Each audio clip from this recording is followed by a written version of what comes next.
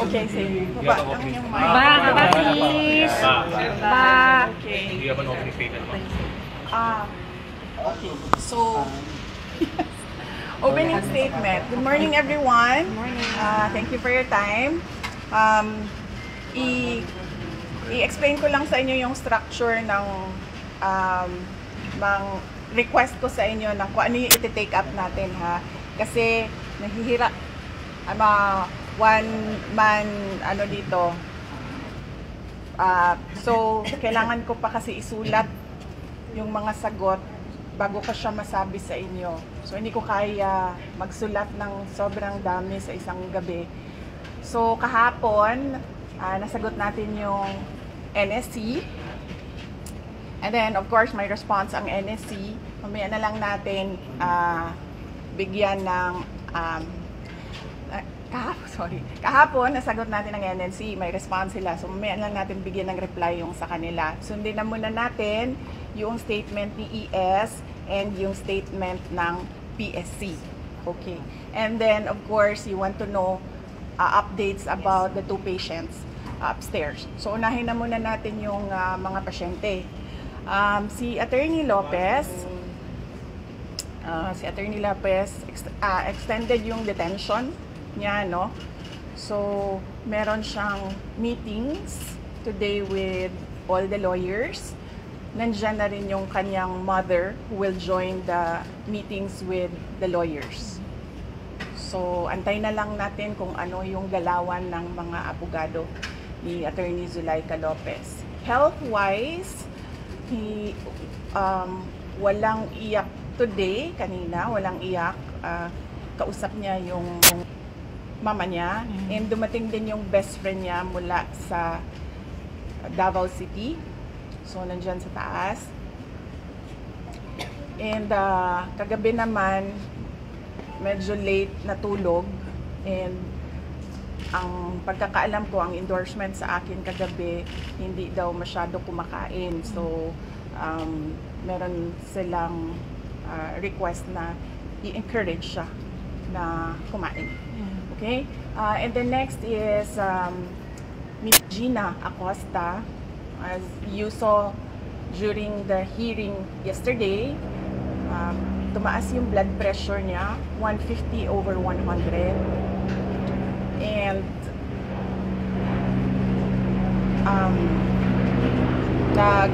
nawalan siya ng consciousness. Tapos pagdating niya daw dito sa ER, she was unresponsive. Yung parang ginaganon dito ba, hindi ko alam kung ano yun, ginaganon dito, she was unresponsive. Pero na-okay naman siya then after. But merong mga nakita ang mga doctor na follow-up check. Kaya inadmit siya today, and then I visited her this morning. Nagpaalam din ako sa kanya. Ano pa siya, day 1 pa siya sa trauma niya, so hindi pa masyadong maayos kausap. Tsaka medyo parang pagod. Yes, parang pagod na pagod siya. So bigyan lang muna natin siya ng time na makausap yung mga doctors niya, and then tanong natin sa mga doctors kung ano yung pwede sabihin, tsaka sa patient kung ano. Procedure, ma'am, na gagawin kay Ma'am Gina? Kagabi, nag-CT scan siya kasi they wanted to rule out a stroke. So, hindi ko rin alam kung anong results. Hindi ko nakita. Hindi din nasabi sa akin. So, tanong lang natin sa patient kung anong part ng medical information niya ang pwede niyang gusto niyang i-share. Kasi pinagalitan ako ni Nicole kagabi dahil binanggit ko daw yung panic and asthma attack niya na medyo na-traumatize yung family sa Davao. Yes. Ma'am, anong reaction ni Attorney Zulaika doon sa extension po ng content niya? Ang sabi niya, na daw siya, she'll take legal steps. Yun yung sabi niya sa akin. And then sinabihan ko siya na, well, hindi na ako sasali sa discussion dyan. Kausapin mo na lang yung mga lawyers mo. Anyway, nag-hire ka man ng lawyers mo. So, ngayon, isa-isa darating yon, mag-usap sila. Tsaka nandyan din yung mother, yun din yung sinasabi ng nanay niya because yung nanay niya is used to work for the courts in Davao City. So merong alam sa batas. Okay. And court cases yung mother ni Yusek Lopez. So yun din ang sabi ng mama niya. We want to take this to the courts. I do not know with Miss Gina Acosta kasi hindi pa nga siya medyo makapag-isip ng maayos. Pero nasabi sa akin kanina na nag-video call na daw with family. Kasi yung next of kin niya nasa Davao din and some of the relatives nasa United States. Okay? Here's a gentleman sa PSC. Ma'am, the PSC has double security for the President, First Lady, and for the First Family po. Okay, sige. Unahin ko muna yung... Nauna kasi yung statement ni ES eh. Tapos lumabas yun sa PSC, Okay, no? sige. So, unahin ko muna yung kay ES. Meron naman na kayong copy nung kay ES. Ito na lang yung sagot. Nirelease na namin ang written nito. Basahin ko lang. Tapos, yung NBI, I'm sure you want to ask about the NBI. Since hindi ko pa nababasa kung ano yung isi-serve nila sa akin, we will talk about NBI tomorrow. Pag-anuhin nyo lang muna ako kasi kailangan ko din isulat kung ano yung isasagot. So, give me time to read and think about it. Okay, so ito yung sa kay ES, no? This is a reply to the statement issued by the Presidential Communications Office on the order of Executive Secretary Lucas Bersamin dated November 23, 2024. The Marcos administration's insistence that the President's life is under active threat is ominous. I raise this caution as the President and his sycophants aggressively sell a narrative based entirely on my statement, which is taken out of its logical context. Bakit hindi nila pinapalabas kung ano yung question ng media? Bakit hindi nila pinapalabas kung ano yung una kong sagot? Bakit ang pinapalabas lang nila is the last, 4 words of my entire statement? They are building a narrative and I'll tell you kung anong playbook ito. There is absolutely no flesh on the bone, and despite the absence of a reliable investigation, authorities were quick to consider this a national security concern. The diametric contrast and inaction are displayed when I have expressed in previous months threats to my person and the continuing threats to the lives of OVP personnel. Tossing the word assassin. Pakicheck. May sinabi ba akong assassin doon? Wala. So nilalagay nila doon sa narrative nila, assassin. And nilalagay nila sa narrative nila, murder plot. Into this issue, tossing the word assassin into this issue makes things even more terrifying for our country. And especially because I never used that term during my recent consternation against the Marcos administration's failure to serve the Filipinos while it masterfully persecutes political enemies. Common sense should be enough for us to understand and accept that the supposed conditional act of revenge does not constitute to an active threat. This is a plan without a flesh. Pag pinipilit mo siya na active threat siya, isipin ninyo ang buong mundo na nanonood. Ganito ba ang kapasidad ng mga Pilipino na mag-isip? Diba? Ba't wala silang pakialam dyan? Pero ako, nahihiya ako na ganito ang kapasidad ng mga tao sa administrasyon. I am confident that an honest scrutiny would easily expose this narrative to be a farce, imagined, or nothing at all. So, may question kayo. You said you were taken out of context, and you also mentioned that they have a playbook Yes. that they're going by. Yes. So can you explain to us that context, set it straight, Yes. and also explain to us that playbook that you're talking about? Okay, sige. So, the context is, what did I say? I was asked, do you know about the Roman... I'm sorry I was asking for the transcription of all that I said. I did not get it before I came down, so I have a problem remembering the exact words. Yes. So there was a question about Romanov, and I said, well, this is the first time that I've heard of that, but I've been warned by 2 persons already. 2. Be careful. I forget now what the words were said, but I will review my notes and I will tell you what that one person said and how he said to be careful, and that one other person, what that other person said. So, tatlo na yon.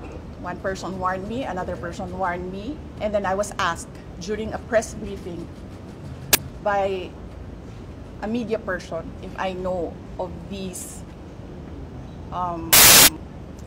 plans, if you can say the word, if that is the correct word to use here, plans. So I answered.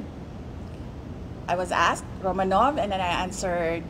I was told by 2 people. This is the first time I've heard of Romanov, so that is the 3rd already. And I said, don't worry about my security. If they kill me, if I die, kapag pinatay ako, or kapag namatay ako, in the context of don't worry about my security. So this means pinatay ka. Diba? Kasi hindi ka naman mamamatay by heart attack in relation to your security. Diba? So, pag namatay ako, I already asked a person to take revenge against 3 individuals. So, my question now to the administration, is revenge from the grave a crime? So, but you already talked to a person Yes. to do that Yes. in the event that you get killed. Yes. Yes. So that much is clear. Yes. So I have to die first. They have to kill me first. They have to kill me first. So now they can't kill me anymore. Unless they want to die.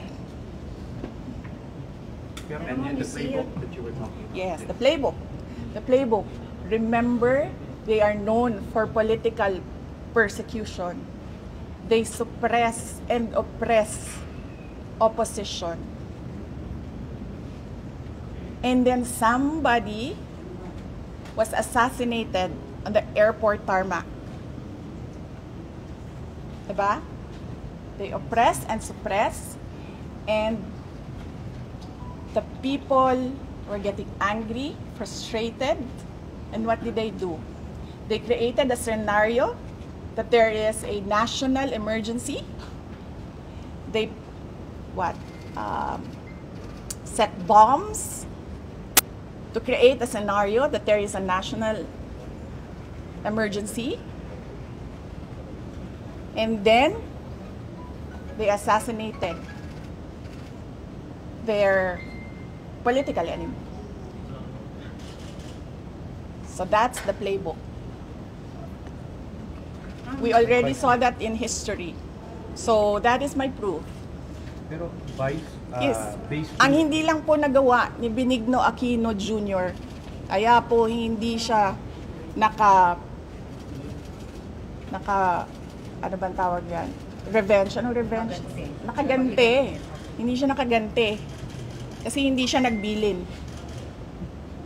Diba? Kaya, hindi nakaganti si Benigno Aquino Jr. kasi hindi siya nagbilin. But you know, Benigno Aquino Jr. is not Sara Duterte. So, ibang tao din siya. Ibang tao din ako. Vice, right now, sabi ng Department of Justice, ongoing na yung kanilang ginagawa na investigasyon. Okay. Solely Sir, based dun sa naging statement nyo. I have to cut that, sir, because I have to read the subpoena. I've not read it, so I need to write an answer. So, ma'am, you've not read the subpoena, but just to confirm, you are gonna, when the subpoena is served and you've read it, you are gonna go to the NBI and to face the NBI. I cannot answer that because I've not read what the content of the subpoena is. So I do not know. So we'll stop about the subpoena. No, let's stop talking about DOJ and subpoena, and let's allow me to read through it and then think and then write an answer and then we'll talk.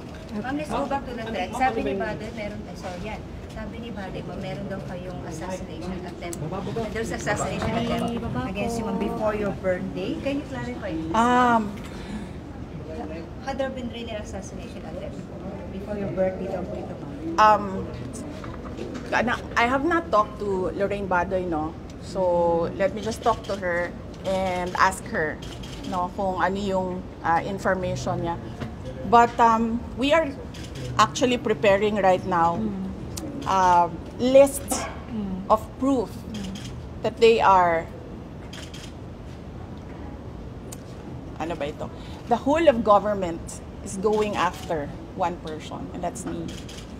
But kung gusto nyo, basahin ko yung PSC, mas ano yon, mas merong, I discussed one threat.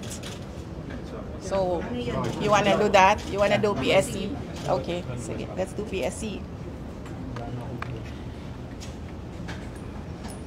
But maraming salamat sa pagbabantay ninyo kay Yusek Lopez and kay Gina Acosta. And pakiusap ko lang na bantayan ninyo siya kahit mag-shifting lang kayo, maiwan lang isa just to make sure na, kasi may takot din yung nasa taas na, actually ang takot ni Yusek Lopez lagi sa gabi. Oo, kasi tulog lahat ng tao, nagpapahinga lahat ng tao. Walang makakapalag. So maraming salamat. Okay, PSC tayo. This is in response to the statement of the Presidential Security Command dated 25 November 2024. The Vice President Security and Protection Group was created and became an armed forces of the Philippines-wide support and separate unit by virtue of the Department of National Defense Order signed by former Secretary Delfin Lorenzana dated June 20, 2022, with a corresponding AFP table of personnel and equipment. This was a move to distinguish the security of the Vice President and make it independent. After I resigned from DepEd, nakita nyo na yung pattern. After I resigned from DepEd, the unit was unceremoniously assigned as a unit under the Presidential Security Command. July 9, 2024, ang order ng DND. Therefore, the security of the Vice President is now under the control of the PSC and as a consequence, is influenced by the decisions of the Office of the President. Presuming that the PSC is still a non-partisan professional organization, why is the command eerily quiet on the documented threats to me, my family, and the OVP personnel? The silence. Ito, natural assumption ito natin lahat. The silence is proof that the inclusion of the VP SPG in the PSC is clearly to undermine my security and nothing else. So that's one threat. Bigyan ko kayo ng listahan ng madami with proof. Ito, with proof. There's a DND order. Separating your security. Yes, no. Tucking my security under PSC, which is influenced by the decisions of the Office of the President. So ano yan? Lahat ng galaw ko, lahat ng ginagawa ko, kung saan ako, Alam niya, alam nila. So anong gagawin nila? Anong value ng information sa kanila after ako mag-resign sa DepEd?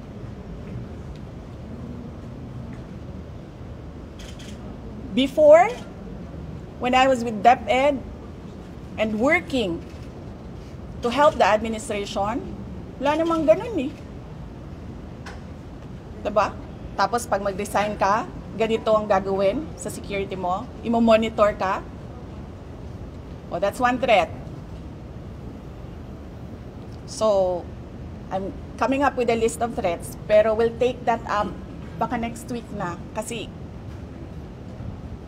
tao lang po. Yes.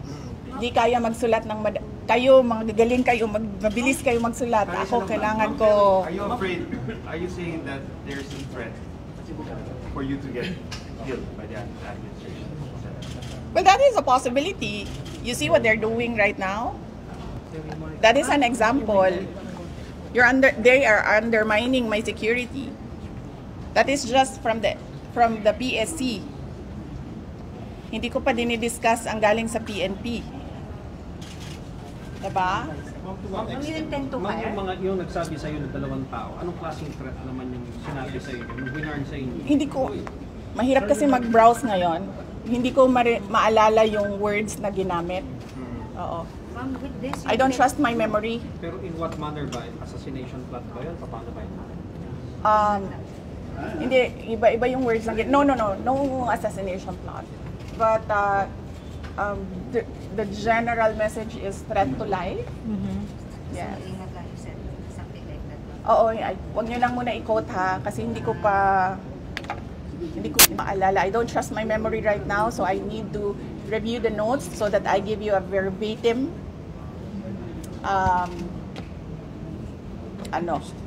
record of what was said by the two individuals. Ma'am, with this, do you also intend to double your security also like the PSC? Like what they're doing now to the first family ng president? Hindi ko na ini-expect yan, ma'am, sa PSC. And hindi ko rin tatanggapin, ma'am, at this point, kung magdadagdag sila ng mga tao dito. Kasi hindi na natin alam kung non-partisan ba yung Well, not necessarily idadagdag nila. Not necessarily coming from PSC.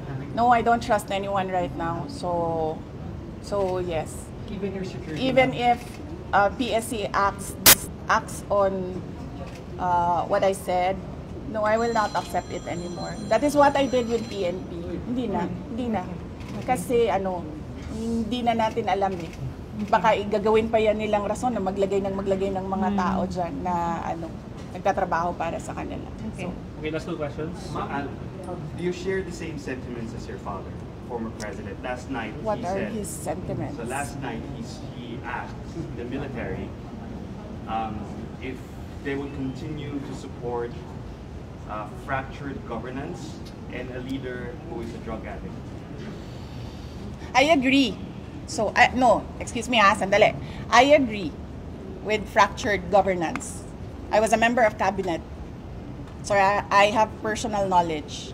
I agree with fractured governance. I agree with the assumption that he is a drug addict because he continuously refuses to do a drug test. Napakadali naman, di ba? Tulad ko, napakadali naman. Sinabi ko kaagad, gusto niyo ng neuropsychiatric test o kung ano pa man yung test na gusto niyo i-take ko. Gusto niyo ulitin ko yung bar exams. Lahat yan gagawin ko. No questions asked. Gusto niyo ng drug test? Sabi ko, dagdagan ko pa ng drug test.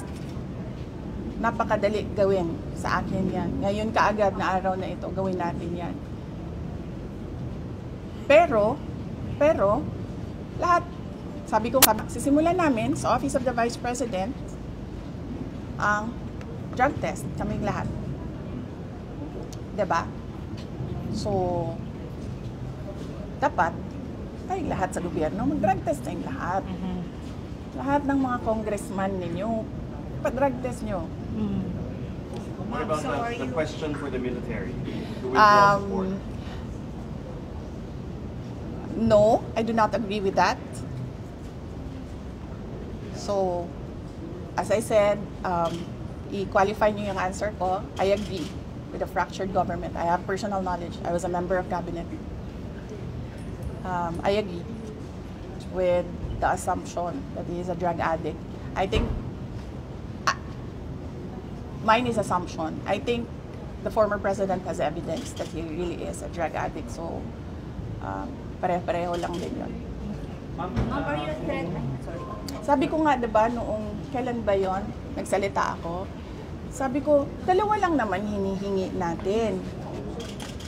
Diba? As politicians, ibigay natin yung pangako natin sa mga tao. Diba?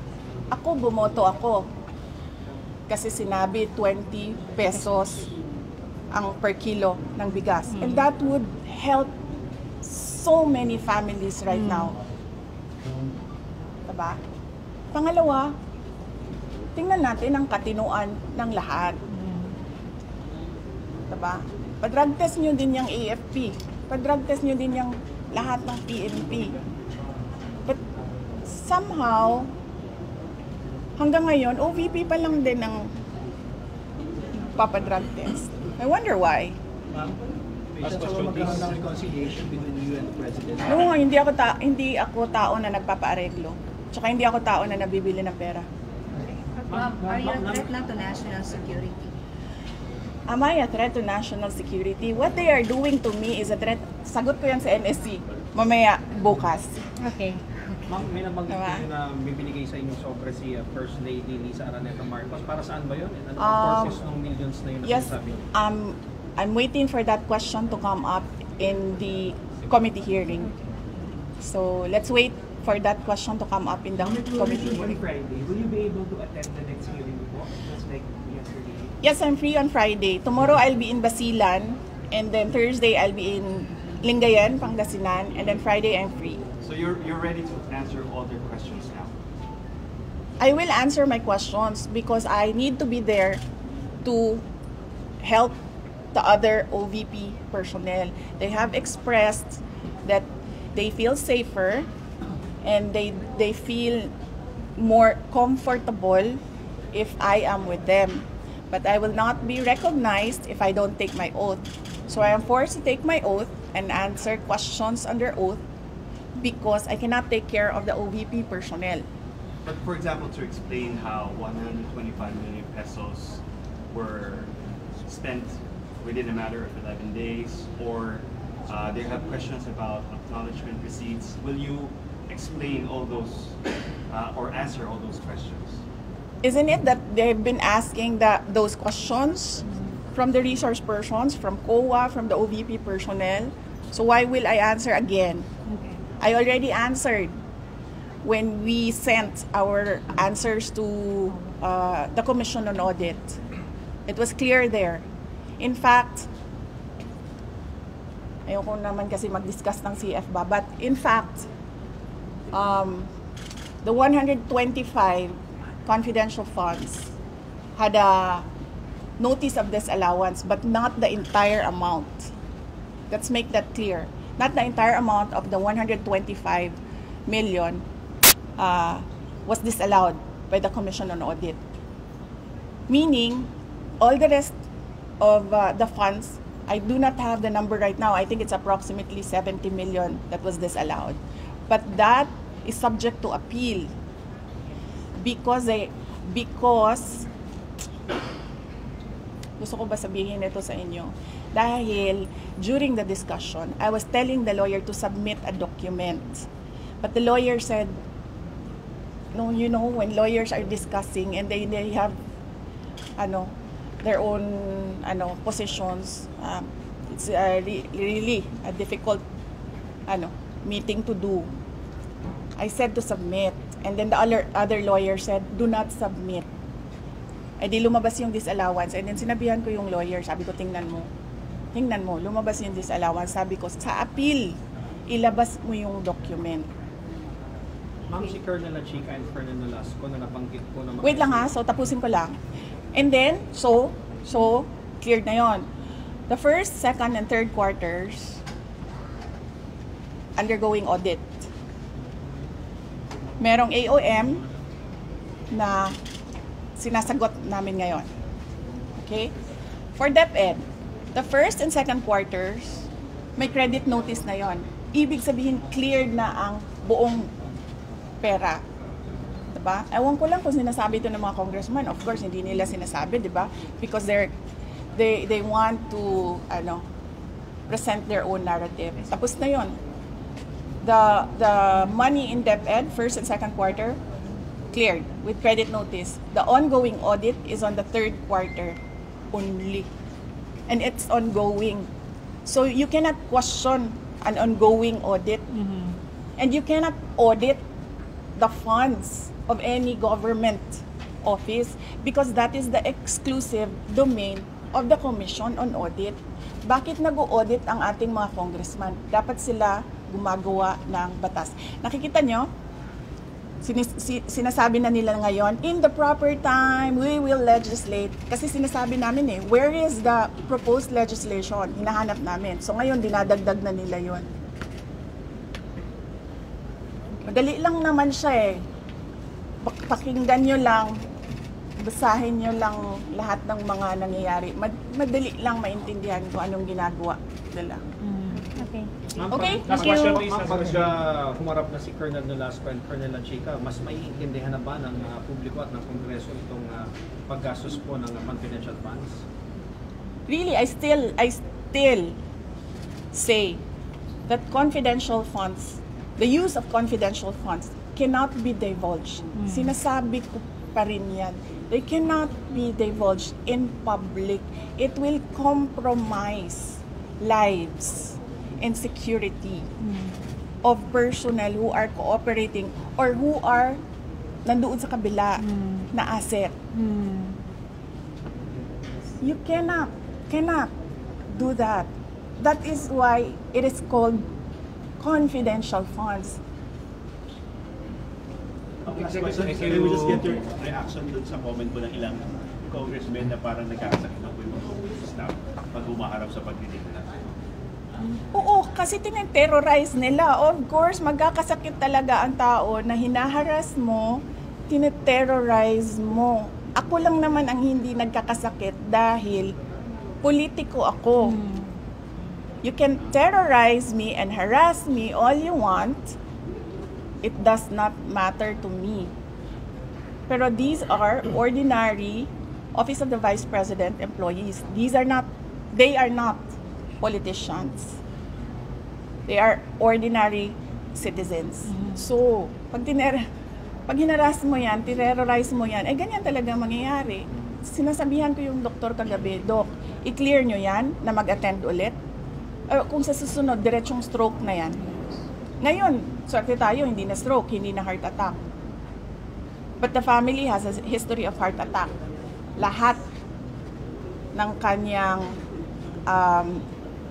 ang parents and I think some relatives, heart attack lahat ang ikinamatay. So, ano ba? Papaupuin pa ba natin doon? Tapos antayin natin, ay, na heart attack. Kay Ma'am Gina ito. Yes. Diba? Okay. So, yes, Mr. Billionario, pahingi ng pera.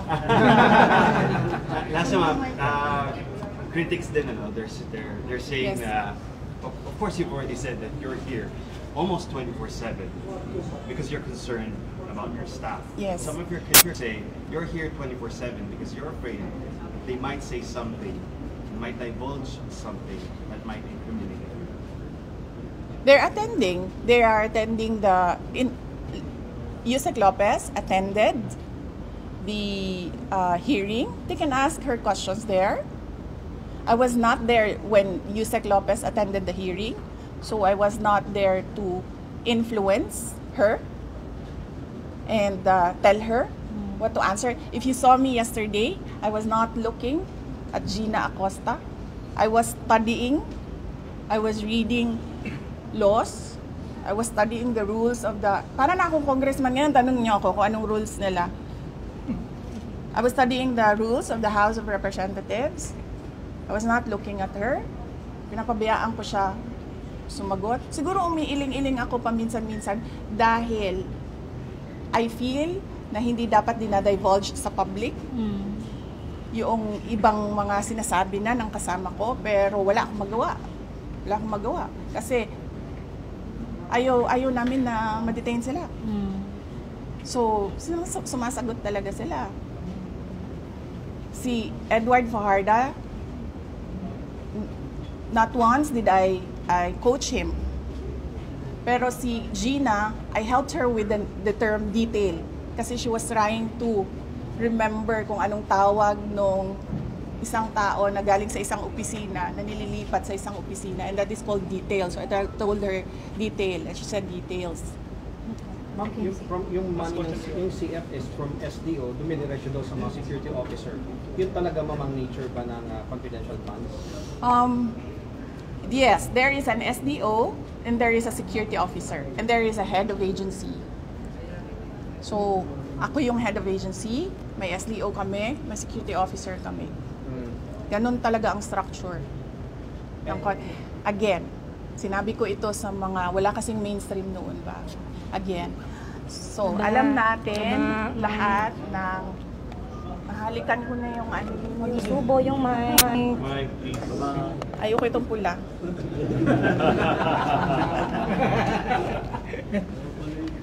Saan galing yan? Ayun! Okay,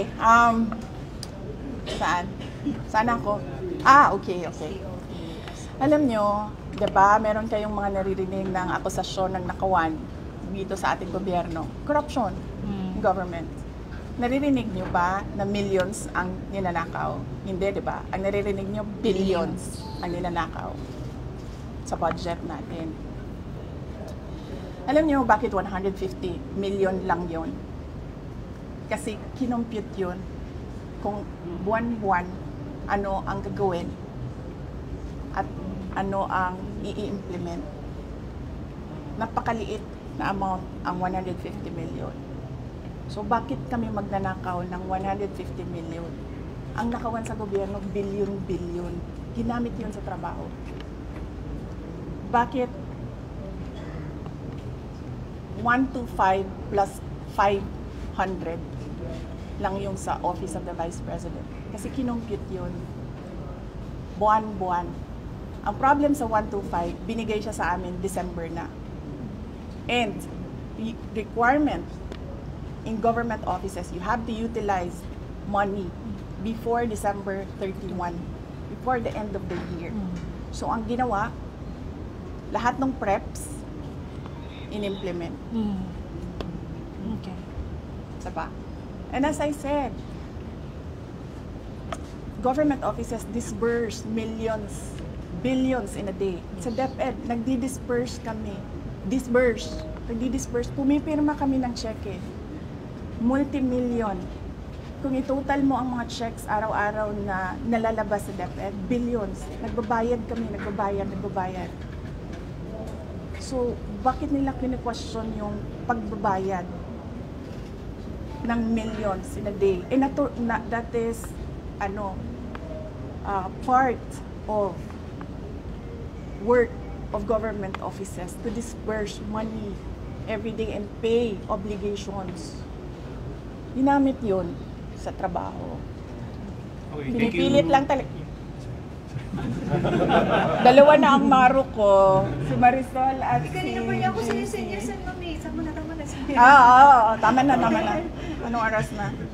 Kung ako lang mo. Kasi alauna na, and I have to be back tonight. Ayaw nila ng gabi. Na ano sila sa gabi. Yes. Ka, di ba, ma'am? Babasilan, tsaka... Tomorrow, balikan akong Basilan. I leave in the early morning. Yes, leave early morning. And then, balik ako sa gabi. May flights naman. Nandiyan mama niya, tsaka nandiyan yung lawyers niya, and ayoko makipag-usap sa mga abogado kasi lahat ng mga abogado, pag nag-uusap-usap sila, magaling lahat ba? Diba? Lahat sila, ako yung magaling. So, parang ayoko sumali sa legal discussion. Ma'am, gano'ng kahabang listahan ng mga threats sa'yo? Can Or sit down daw, sabi ni JC. Yan tayo ni JC. Pag ako Bye! nagtatanong, Ma'am,